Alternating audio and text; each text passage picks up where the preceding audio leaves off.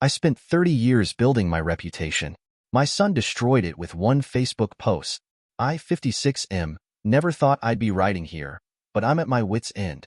My son has always been outspoken on social media, but what he did last week crossed a line that I never thought possible within my own family. I've spent 3 sleepless nights trying to figure out how we got here, and I still don't have answers. I've spent 3 decades building my law practice from scratch. Started in a tiny office above a deli, worked 80-hour weeks, missed countless family dinners, but built something respectable. We're not talking about a massive firm, but I earned a reputation as someone who fights for the little guy, especially in workers' rights cases. Early in my career, I took cases no one else would touch, helped immigrant workers recover stolen wages, fought against unsafe working conditions, and stood up to corporate giants when they tried to crush union organizing efforts. The irony is, I probably instilled these values in my son. I always told him stories about the cases we won, the families we helped, the wrongs we made right. He grew up watching me work late into the night, preparing arguments for people who couldn't afford big firm lawyers. I thought I was teaching him about justice, about fighting for what's right. Instead, he's turned those same values against me in the worst possible way. Last Tuesday, my son made a Facebook post. At first, I didn't think much of it. He's always posting about social justice issues. But this time was different. He had screenshots, private client information, cases from years ago where I had to make tough decisions about who to represent. He twisted everything to make it look like I had been secretly working against workers' rights while publicly claiming to support them. Some of those cases were impossible situations. Like the time I couldn't take on a group of warehouse workers because their case would have bankrupted my firm, and I was already handling 3 other major cases. My son painted it as me choosing profit over people. He doesn't understand that if I had taken that case, I would have lost my practice and couldn't have helped anyone else.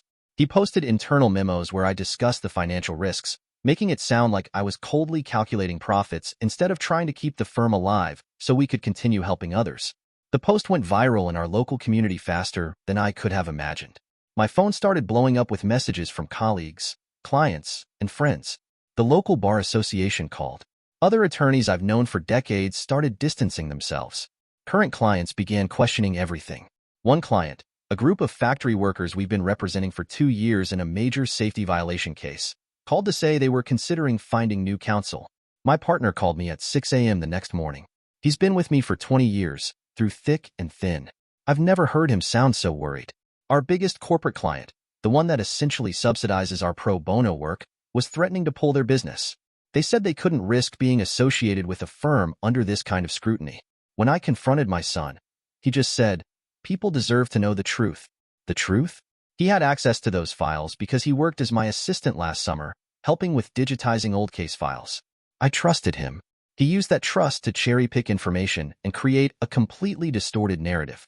He didn't include the pro bono cases we took on, the times we worked for reduced fees, the nights I spent reviewing cases long after the billable hours stopped. The confrontation got ugly. He called me a class traitor and said I'd sold out my principles for a comfortable life. Comfortable life? I still drive the same car I bought 10 years ago. My wife and I haven't taken a real vacation in 5 years because I keep reinvesting in the firm, taking on more staff so we can help more people. My wife is torn. She keeps saying we need family therapy, but how do you rebuild trust after something like this? She found him crying in his old room last night, but when she tried to talk to him, he just started quoting statistics about wealth inequality and corporate corruption.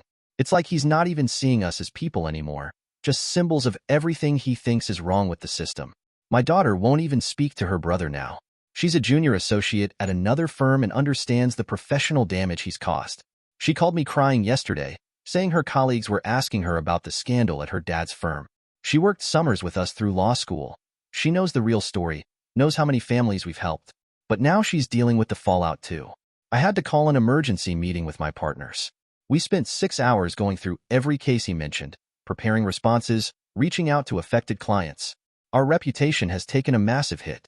30 years of building trust in the community, and my own son took a wrecking ball to it in one afternoon. The worst part?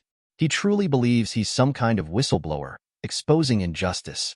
He doesn't see that he's jeopardizing not just my career, but the livelihoods of everyone at the firm.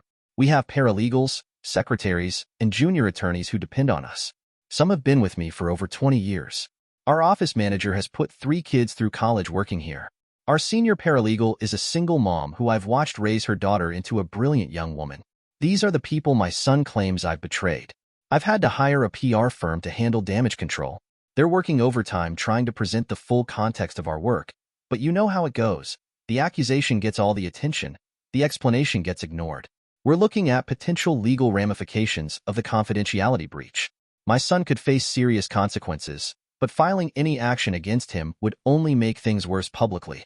I'm stuck between protecting my practice and protecting my son from his own misguided actions. The local legal aid society, where we've provided thousands of pro bono hours over the years, called to pause our relationship. They can't risk their reputation by associating with us right now. These are people I've worked with for decades, people who know me, know our firm's values. But they have to protect their organization first. I understand, but it hurts. Last night, my wife found old photos while looking for documents for the PR team. There's one of my son at age 7, sitting at my desk, wearing one of my ties, saying he wanted to be just like me. I remember that day. We just won a big case for a group of janitors who'd been cheated out of overtime pay. He was so proud, telling everyone his dad helped the good guys win. Now he's calling me corporate sellout on social media, posting updates about how many shares his expose is getting. Each new notification feels like another twist of the knife. I don't even recognize him anymore. When did he start seeing me as the enemy? Some colleagues suggest retiring early, saying the damage might be too severe to overcome. But that feels like letting him win, letting down everyone who has trusted me over the years.